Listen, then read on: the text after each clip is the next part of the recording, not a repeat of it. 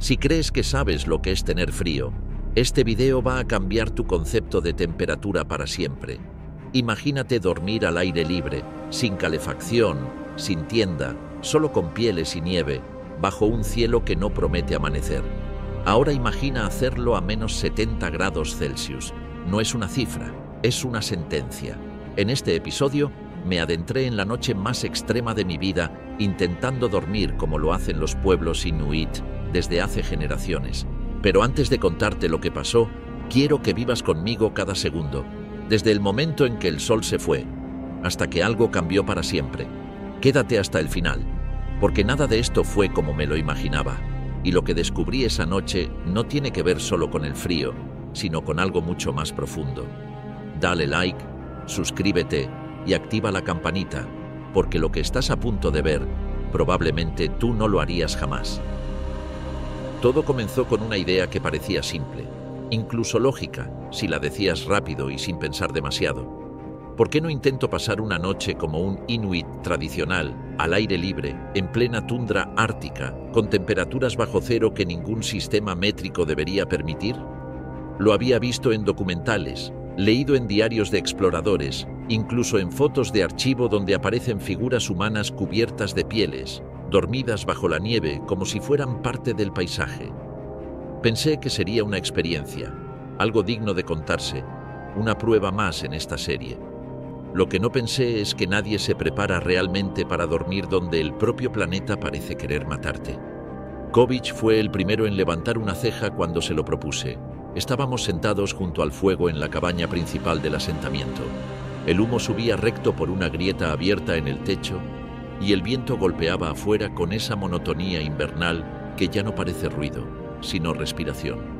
Aput, que estaba despellejando algo que parecía una liebre vieja, soltó una risa nasal, sin levantar la vista, mientras murmuraba algo en su lengua que después tradujo como: Si quieres dormir afuera esta noche, mejor escribes tu nombre en el hielo. Así sabrá a quién buscar mañana. Me lo dijeron en tono de broma, pero no lo era. Esa advertencia contenía una verdad dura que aún no entendía del todo. Sin embargo, insistí, tal vez por orgullo, tal vez porque la cámara ya estaba encendida o simplemente porque uno no llega hasta el Ártico para irse con anécdotas tibias. Kovic finalmente accedió. No de inmediato, pero sí con esa mirada que uno aprende a leer después de convivir semanas con alguien que mide las palabras como si cada una costara calorías. Se levantó lentamente, caminó hasta una estantería de madera tosca y sacó un par de mantas, un cuchillo corto, una vela protegida en una caja metálica y un viejo saco de dormir hecho con pieles cosidas a mano. No se trata solo de dormir, dijo colocándolo todo frente a mí. Vas a conocer el silencio, pero no el que crees. Y ahí supe que esta noche no iba a ser como cualquier otra. Que dormir, si es que lo lograba, no iba a ser el verdadero desafío. El verdadero reto estaba en lo que pasaría mientras el cuerpo intentaba descansar y la mente, obligada a permanecer despierta, escuchara cosas que durante el día no se atreven a hablar. La preparación no tomó más de 20 minutos, pero se sintió como un rito. Kovic no hablaba, solo señalaba cosas mientras me ayudaba a doblar las mantas y asegurarlas con correas de cuero. Me explicó con calma que para dormir a menos 70 grados Celsius, lo importante no es calentarse, porque eso es casi imposible, sino aislarse. Del hielo, del viento, del mismo aire. Cada capa no abriga, sino que atrasa el momento en que el frío entra. Porque va a entrar, siempre entra. Solo decide cuándo. Aput, aún entretenido con su pieza de caza, murmuró sin mirarme: El hielo no te quiere muerto, solo te quiere quieto, como él. No respondí. Ya había empezado a sentir algo en el estómago. No era miedo, no aún, pero sí una intuición espesa, como si el cuerpo, más sabio que la cabeza, ya supiera lo que se venía. Caminamos juntos hasta el lugar donde dormiría. No lo eligieron al azar. Era una zona de nieve compactada al borde de una pequeña colina, protegida en parte por un ventisquero natural que bloqueaba algo del viento. No había árboles, ni rocas, ni nada. Solo blanco, en todas direcciones. Un blanco tan puro que parecía emitir su propia luz, incluso en la penumbra. Allí, entre esa nada, me ayudarían a montar lo que sería mi refugio. Una especie de nido de pieles y nieve, con una vela protegida como única fuente de calor. Kovic pisó el suelo en varias zonas antes de decir: aquí está bien. Luego, con una pequeña pala, empezó a aplanar la superficie, como un jardinero preparando tierra para sembrar algo que no va a crecer. Yo observaba, esperando instrucciones. Era evidente que aquí cada movimiento tenía su motivo, y cualquier error costaba caro. El cuerpo no se duerme donde quiere, dijo, señalando un punto justo en el centro de la plataforma. Se duerme donde el hielo no canta. No pregunté qué significaba eso. Todavía no entendía por completo el idioma del Ártico, pero sí había empezado a notar que el hielo hablaba. A veces crujía, a veces suspiraba, y si uno no aprendía a escucharlo, tarde o temprano respondía. Después de aplanar, comenzamos a colocar las capas. Primero una lona vieja y gruesa, luego una piel de caribú, sobre la que iría el saco de dormir. Encima, otra piel, esta más rígida, casi como cuero seco. Al final, una manta que cubriría todo como un caparazón. Me pareció excesivo. Luego supe que era poco. Mientras preparábamos, Kovic sacó un pequeño recipiente con grasa de foca endurecida y me lo entregó. Para la cara y las manos. No evita el frío, pero engaña la piel, me dijo. La unté torpemente, con los dedos entumecidos por el viento. La sensación era extraña, como cubrirse con una capa invisible que no abriga, pero sí protege. Al menos eso quería creer. El sol, si es que se le puede llamar así a esa claridad sucia entre nubes, empezó a apagarse. No se pone, solo desaparece. A las 4 de la tarde ya era casi de noche. El viento comenzaba a cambiar de tono, no más fuerte, pero más constante, como una respiración que se estabiliza justo antes de dormir. Kovic me miró por última vez y dijo: si oyes al hielo susurrar, no lo ignores. No está soñando, está recordando. Y luego se fue. Apud se quedó un momento más. Me miró en silencio, con esa expresión que mezcla respeto y burla que solo tienen los que ya han visto a otros intentar lo que tú vas a hacer por primera vez. Si sobrevives, mañana desayuno contigo. Si no, bueno, tendré 2 porciones, dijo riendo antes de girarse y desaparecer en la neblina blanca. Y así quedé solo, en mitad de la tundra, con una vela, pieles y una cámara térmica que ya mostraba números que empezaban con un menos imposible. La noche recién comenzaba, y yo aún no sabía que lo más difícil no sería el frío. Durante los primeros minutos solo había silencio. No el tipo de silencio al que uno se acostumbra en una ciudad cuando el tráfico para o cuando cae la noche. Esto era otra cosa. Un silencio absoluto, animal, tan denso que parecía vibrar. Me senté dentro del saco de pieles, con la espalda apoyada contra la manta exterior y la vela encendida a menos de medio metro de mi rostro. Su llama, débil y temblorosa, era la única fuente de movimiento en todo el paisaje. En ese momento no parecía gran cosa, solo una luz pequeña. Pero más adelante, cuando todo empezó a cambiar, su parpadeo se volvería una especie de señal de vida. Los primeros 40 minutos fueron tolerables. El cuerpo aún tenía calor residual del movimiento. La sangre aún circulaba con energía. Y la adrenalina de estar solo allí, bajo ese cielo sin luna, mantenía mi mente ocupada. Miraba hacia el horizonte, aunque no había nada que ver, solo un gris oscuro que se tragaba el mundo más allá de los 3 metros visibles. No había estrellas. No había viento fuerte. Solo un murmullo constante, parecido al que hace una nevera vieja en una casa vacía. De vez en cuando, el hielo emitía un sonido corto, un clic, un quejido, como si alguien caminara muy lejos, sobre una tabla larga y crujiente. Cada vez que eso pasaba, mi cuerpo se tensaba por instinto. No por miedo directo, sino porque algo ancestral me decía que el suelo no debía hablar. No así. No con esa voz. Cerré los ojos durante unos minutos. Intenté relajar la mandíbula, las manos, pero ya empezaba a doler. Un dolor que no ardía, más bien al revés. Un dolor que parecía apagarse a sí mismo. Frío sobre frío. Las capas de ropa empezaban a endurecerse como si en lugar de tela estuviera cubierto de cartón helado.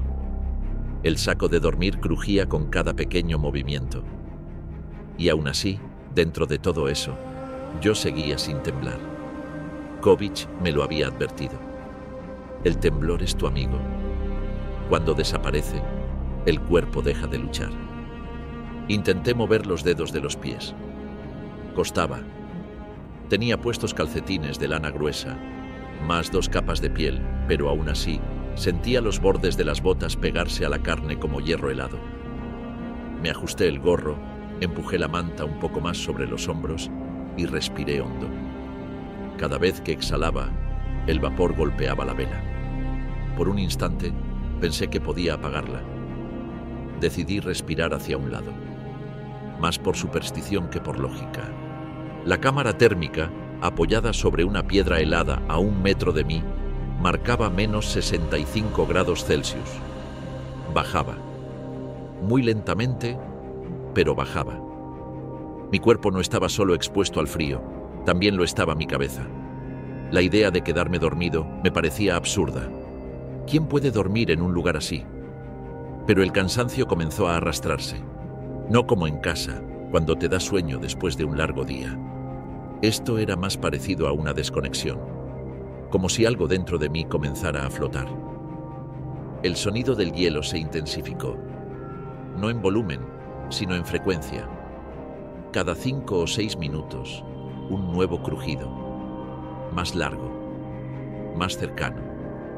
Era como si algo muy grande estuviera cambiando de posición bajo mis pies, algo que no quería que estuviera despierto.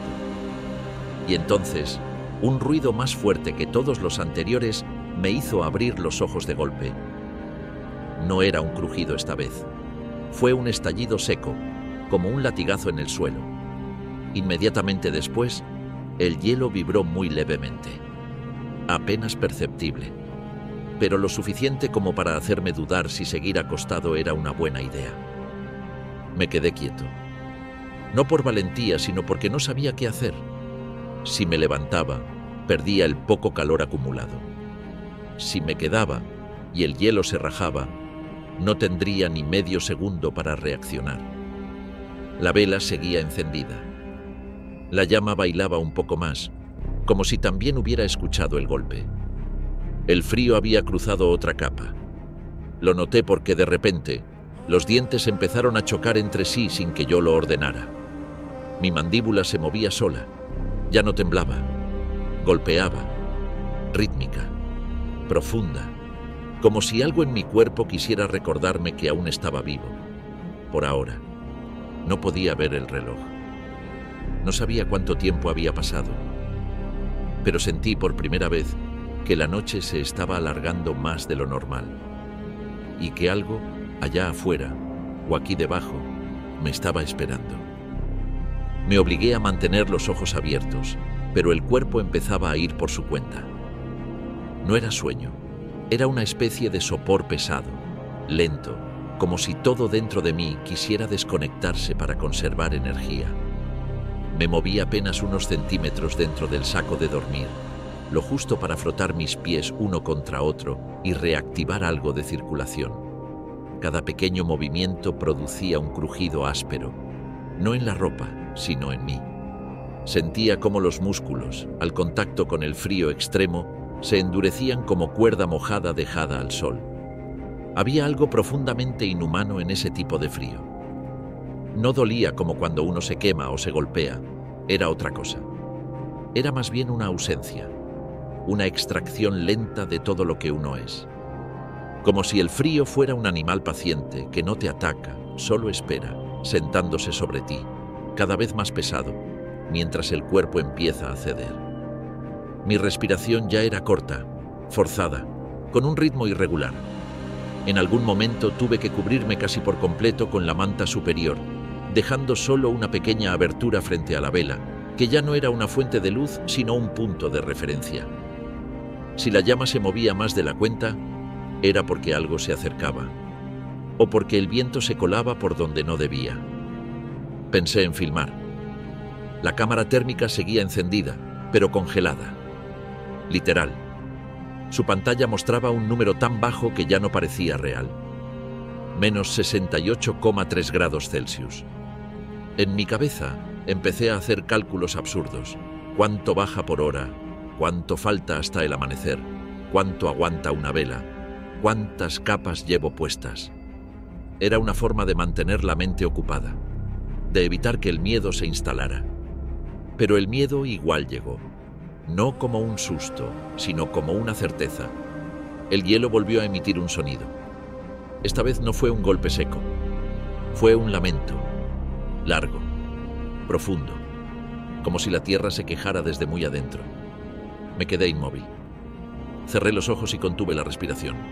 No por control, sino porque el cuerpo ya no quería gastar aire si no era necesario. Ahí, en ese silencio roto por el gemido del hielo, empecé a notar otra cosa, algo que no esperaba, una especie de zumbido dentro de mi cabeza, muy leve, como una vibración. Pensé que era el viento o algún ruido mecánico del equipo, pero no, venía de adentro, como un eco interno. El frío estaba haciendo algo en mi sistema, no sabía qué, pero lo sentía. Me acordé de lo que dijo Kovic antes de irse, cuando dejó la piel extra doblada sobre el trineo. No lo dijo como una advertencia. Lo dijo como quien comparte un hecho que uno descubrirá tarde o temprano. La primera vez que duermes en el hielo, escuchas tu verdadero ritmo. Si es fuerte, regresas. Si no... No terminó la frase. Y ahora entendía por qué. Era imposible explicarlo. No se trata solo de sobrevivir. Es como si el frío desenterrara algo. Algo que siempre ha estado ahí, pero cubierto por ropa, ruido y calefacción. Mis pensamientos empezaban a ser lentos, pero nítidos. Como si cada uno pesara mucho más. Y por eso no vinieran tantos. Recordé lugares, personas, detalles mínimos de momentos que no creía importantes.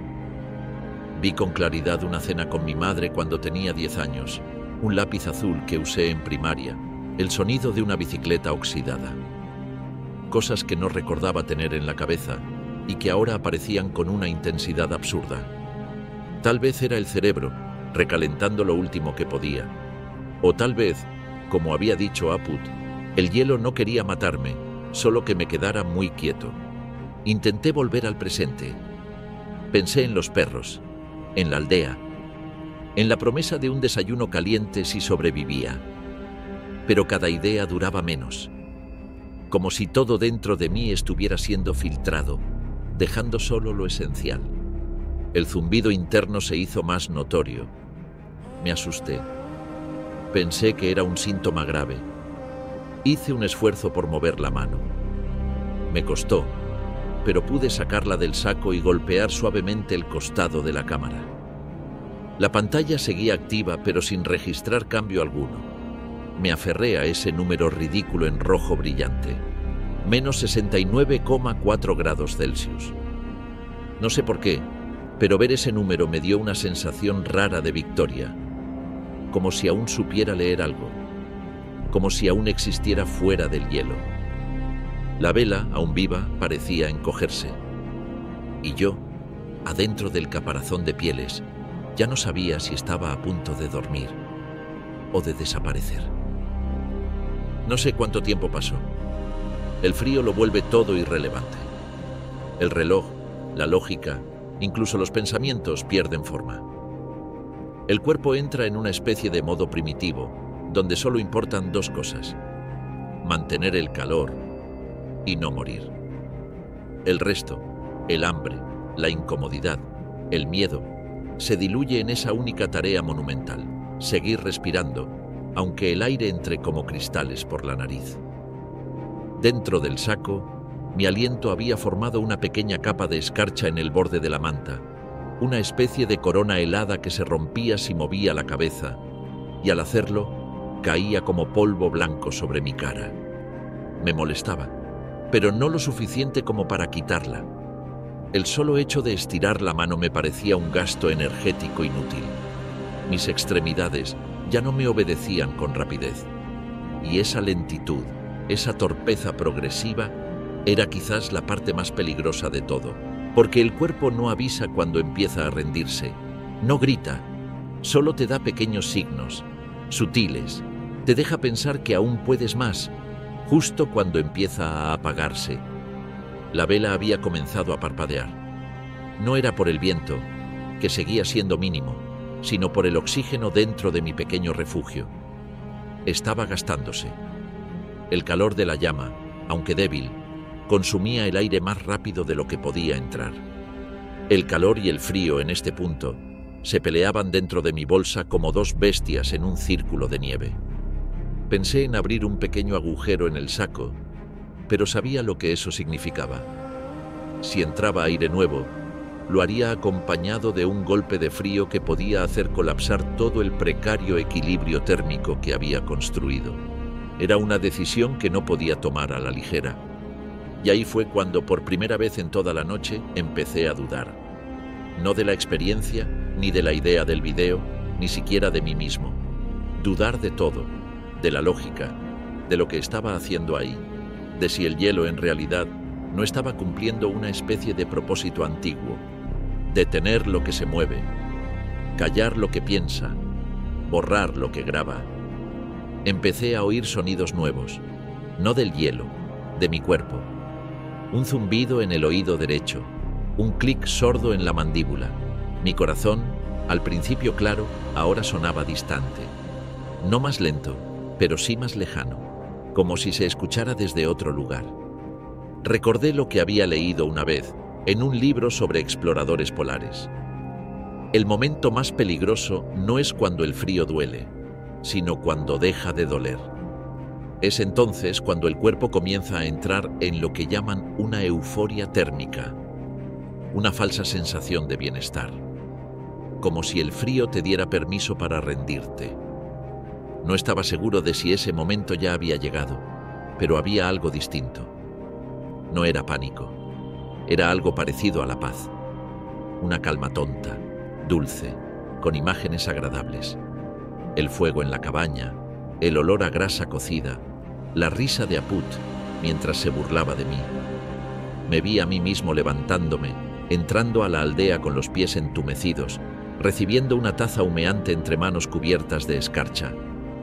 Era tan vívido que por un instante me convencí de que eso ya había pasado, que lo estaba recordando, pero número. No había terminado la noche, no había amanecido. Estaba aún ahí, en medio del vacío, solo, enterrado hasta el cuello en capas de piel, con una vela que moría y un corazón que parecía irse lejos. Entonces lo escuché.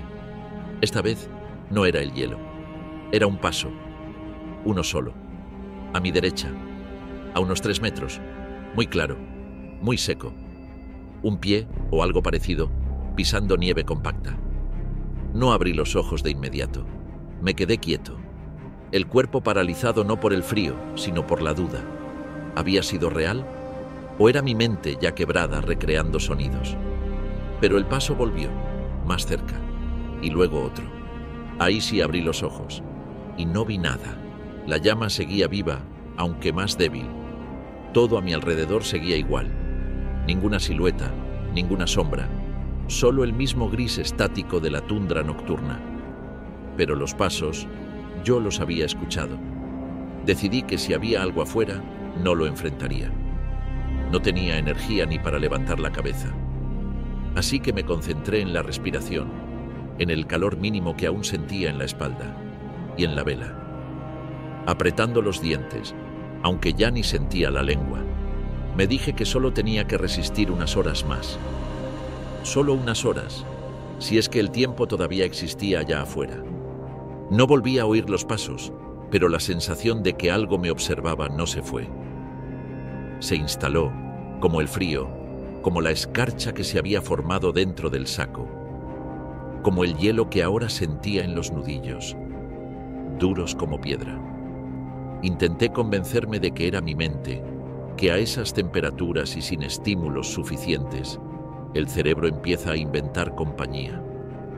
Pero esa explicación me servía solo a ratos, porque cuando el entorno es tan inmóvil, tan completamente silencioso, cualquier alteración, por mínima que sea, resuena como un trueno. Y yo sabía lo que había oído. Lo sabía. La vela resistía, pero cada vez era más pequeña.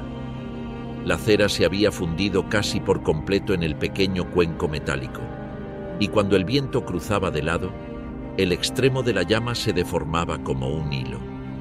A veces me encontraba mirándola sin pensar, como si esa luz fuera lo único que todavía tuviera sentido en toda esa vastedad. Era la última cosa que se movía en un mundo completamente congelado. Me pregunté si los Inuit la usan por eso también, no solo por el calor, que es simbólico más que efectivo, sino por lo que representa, una llama viva, algo que resiste, aunque esté condenado a apagarse, algo que sigue en pie cuando todo alrededor se quiebra. Traté de dormir, aunque fuera por minutos, pero el cuerpo no me lo permitía. Cada vez que me relajaba, un espasmo me sacudía, a veces en la pierna, a veces en los brazos. No eran tics, eran pulsos desesperados de energía, como si mi sistema nervioso se negara a dejar de luchar. Recordé la voz de Nanook una tarde, semanas antes, cuando hablábamos de la palabra sobrevivir. Él había dicho que para ellos no era una palabra especial, que en el Ártico todo se trata de continuar. Sobrevivir implica una amenaza. Pero aquí, la amenaza no es un evento, es el contexto. Lo que hay que hacer no es salir vivo de una situación, sino seguir, día tras día, noche tras noche. Eso hacía yo ahora. No peleaba, solo seguía, respirando, temblando, deseando que el sol volviera o que, al menos, el hielo no hablara más. Porque en ese punto, cada sonido del suelo era como una burla, un recordatorio de lo inestable que era todo, incluso esa capa que parecía tan sólida horas antes. La mente empezó a fracturarse de nuevo.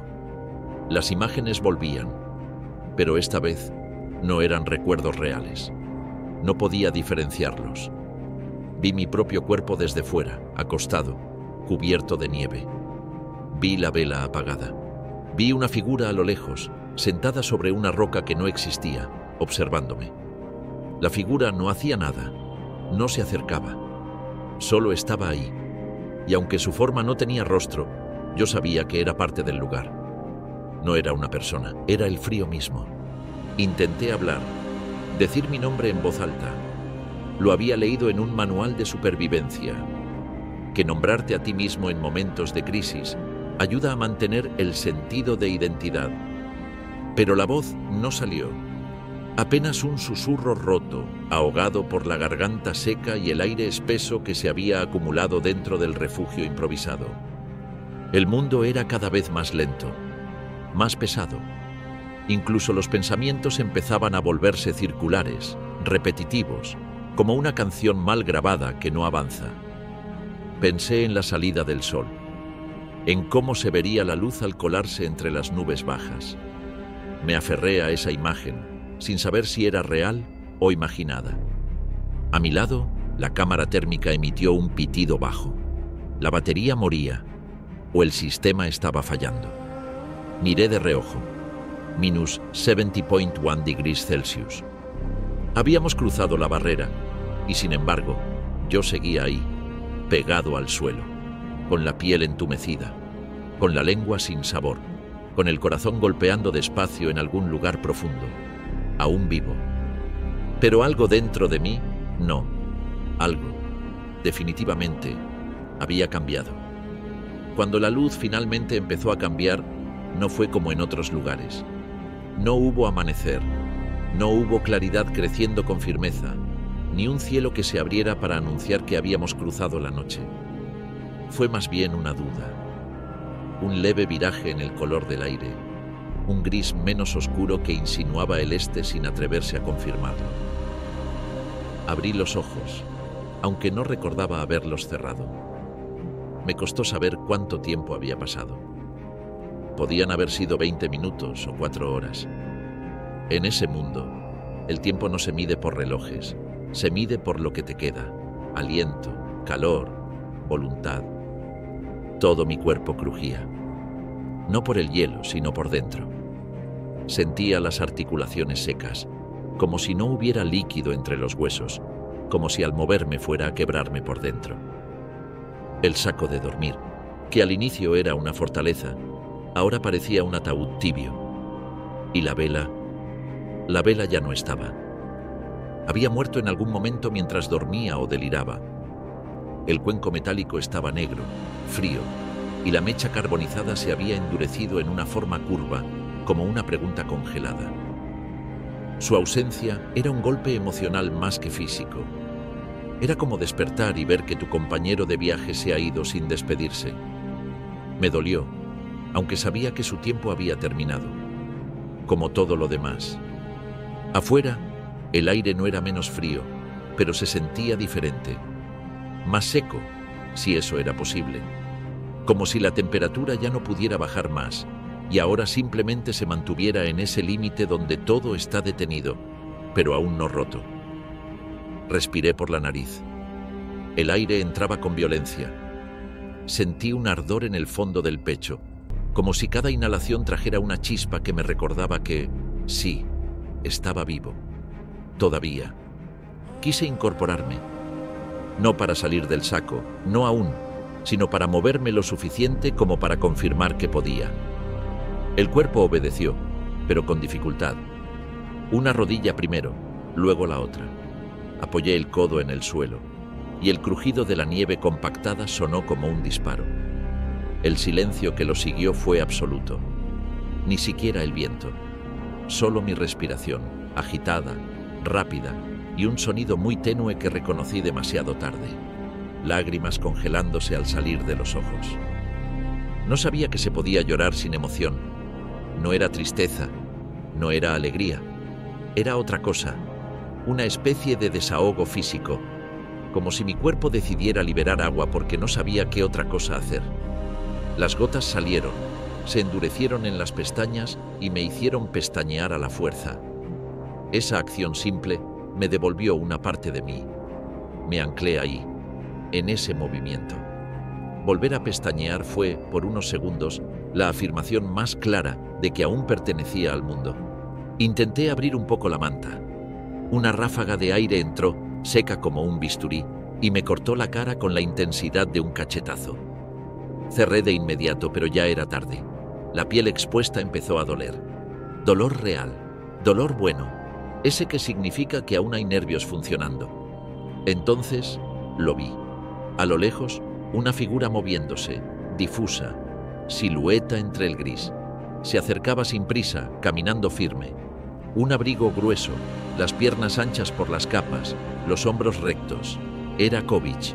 Lo supe por la forma de andar, por la forma en que se detenía cada 5 pasos a mirar el suelo. No me saludó. No apuró el paso. Solo caminaba. Como si no fuera a buscarme, sino a verificar algo que ya sabía. Me quedé ahí, aún semiacostado, sin fuerzas para levantarme por completo. La figura se detuvo a unos metros. Me miró en silencio. Se sacó los guantes, despacio, y se agachó a la altura de la vela muerta. La tocó con el índice. La movió apenas. Bien, dijo simplemente, sin más. No supe si hablaba de la vela, de mí, del hecho de que el hielo no me había tragado. Tal vez hablaba del silencio. Tal vez todo estaba bien porque yo seguía allí. Entonces se incorporó y me ofreció una mano. Ven, el sol no va a salir, pero hay sopa. Y esa frase, tan absurda como lógica, fue el momento más humano de toda la noche. Con esfuerzo, agarré su brazo. El contacto era áspero, como madera seca. Me ayudó a levantarme, a doblar las piernas, a salir de la cueva de piel que había sido mi única frontera contra el olvido. Los pies no respondieron al principio. Tuve que apoyarme en él, dar pasos cortos, torpes. El saco, las mantas, la cámara congelada, la vela muerta, todo lo dejamos atrás. Solo el aire me seguía. Caminamos en silencio hacia la aldea. Y mientras mis músculos volvían a la vida con punzadas agudas, supe que aún faltaba entender lo que había pasado realmente. Porque esa noche no se trató solo de frío. Y ahora, al fin, te voy a contar qué fue lo que viví. El trayecto de regreso a la aldea fue corto, en distancia, pero eterno en sensaciones. Cada paso que daba era como pisar con huesos prestados, como si mis piernas aún no supieran si querían sostenerme o dejarme caer. Kovic no habló más. Solo caminaba a mi lado, a veces adelantándose unos metros para probar el hielo con la punta de su bastón. Yo iba detrás, tambaleándome como un sobreviviente de algo que aún no podía nombrar, sintiendo que cada centímetro que ganábamos hacia las casas era como volver a aprender a caminar. La aldea emergió de la neblina como una visión conocida, pero distante. Pequeñas estructuras de madera ennegrecida por el tiempo, columnas de humo perezosas saliendo de las chimeneas, perros tumbados cerca de los trineos cubiertos de escarcha. El mundo había seguido girando mientras yo estaba afuera, como si nada hubiera pasado, como si no hubiese dormido sobre el filo del mundo. Apud fue el primero en verme. Estaba afilando un cuchillo junto a la entrada del refugio común. Alzó la vista, nos miró por un momento y luego volvió a su tarea murmurando: «Entonces no tendré 2 porciones», como quien confirma un resultado que ya esperaba. Al entrar a la cabaña, el calor me golpeó como una bofetada blanda. No era mucho, pero después de tantas horas afuera, sentí que el aire me derretía los pensamientos. El olor a sopa, a grasa cocida y a piel secándose cerca del fuego, era abrumador. Casi me hizo llorar. No por el aroma en sí, sino por lo que significaba: refugio, pausa, humanidad. Kovic me señaló una banca baja junto al fuego. Me senté. Las manos, aún entumecidas, no podían desatarme las botas. Fue Apud quien lo hizo, en silencio, como si desarmar un cuerpo congelado fuera parte de la rutina diaria. Me quitó capa por capa, con precisión, no por compasión, sino por eficacia. ¿Te duele algo?, preguntó sin mirarme. Todo, contesté, y apenas lo dije, solté una carcajada ahogada, que se convirtió en tos. Kovic me alcanzó un cuenco humeante. No pregunté qué era. Lo bebí a sorbos lentos. La sopa tenía un sabor espeso, terroso, como si hubieran disuelto el Ártico mismo en agua caliente. Y en ese momento no hubo comida más perfecta. Nadie preguntó cómo me había ido. No hubo entrevistas, ni rituales, ni comentarios heroicos. En esta cultura, sobrevivir no es espectáculo. Es continuidad. No les interesa el relato. Les interesa que estés ahí, sentado, respirando, comiendo. Que sigas. Poco a poco, empecé a recuperar el sentido del cuerpo. Sentí las plantas de los pies, las yemas de los dedos, el peso de los párpados. Y ahí, en medio del humo y del calor de leña, lo entendí. Dormir afuera a menos 70 grados Celsius no es solo una prueba física. No es solo aguantar el frío, ni resistir el hielo. Es algo más profundo. Una confrontación directa con tu voz interna, esa que normalmente puedes ignorar entre luces, ruido y rutinas. Pero allá afuera, sin más que una llama temblorosa y una montaña de nieve bajo tu espalda, esa voz te habla, y no siempre dice lo que quieres escuchar. Esa noche no sentí que me iba a morir. Sentí que iba a desaparecer, que me iba a borrar, como una huella en la nieve recién caída, como una respiración que no deja rastro. Y lo que me trajo de vuelta no fue la fuerza de voluntad, ni el coraje, ni la resistencia. Fue una cosa mucho más simple, más humana. Fue el recuerdo de estar aquí, en este lugar, frente a este fuego, rodeado de esta gente que no te juzga por cuánto resististe, sino por si regresaste. Y ahora sí, Ahora puedo contarte lo que pasó realmente allá afuera. Lo que pasó esa noche no fue espectacular. No hubo tormenta. No cayó una morsa sobre mí. No se abrió el hielo. Nadie vino a rescatarme en el último segundo. No hubo música épica ni planos aéreos. La verdad es más silenciosa, más sencilla y por eso más difícil de contar. Pasé toda la noche despierto. No dormí ni un segundo. Cada vez que mi cuerpo se rendía y los párpados caían, una punzada de frío me devolvía. Una contracción involuntaria, un calambre, un espasmo, lo que fuera. Algo dentro de mí, más profundo que la voluntad, se negaba a soltar el control. Y entendí por qué.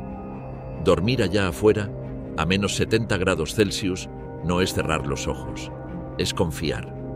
Y esa noche no podía confiar ni en el suelo bajo mí, ni en el silencio, ni en mí mismo. Pero aguanté. Sentí el frío atravesar capas de ropa, quemar la piel, luego adormecerla y por momentos desaparecer. Y eso fue lo más aterrador. No el dolor, sino la ausencia de él. Porque cuando el frío ya no se siente, uno deja de saber si sigue aquí. En algún punto de la noche, mi mente dejó de luchar. Empezó a soltar cosas innecesarias. Fechas, nombres, recuerdos banales.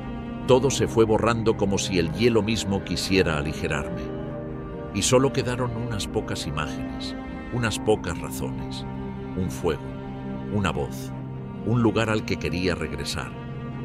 Amanecí dentro del mismo cuerpo, pero no del mismo modo. El que entró en esa capa de piel no fue el mismo que salió. Y no por haber sobrevivido, esa palabra suena demasiado heroica, sino por haber aprendido algo que no se puede enseñar, que a veces el mundo no te está probando, solo te está mostrando cómo suena el silencio real.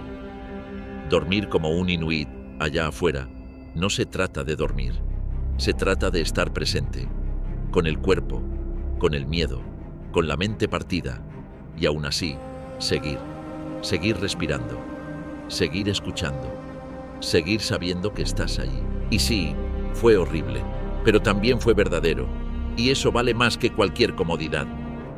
Si llegaste hasta acá, gracias. De verdad. Este episodio fue el más extremo de toda la serie hasta ahora, y aún quedan historias por contar. Si esto te removió algo, si te hizo pensar, o simplemente te impresionó, déjame un comentario.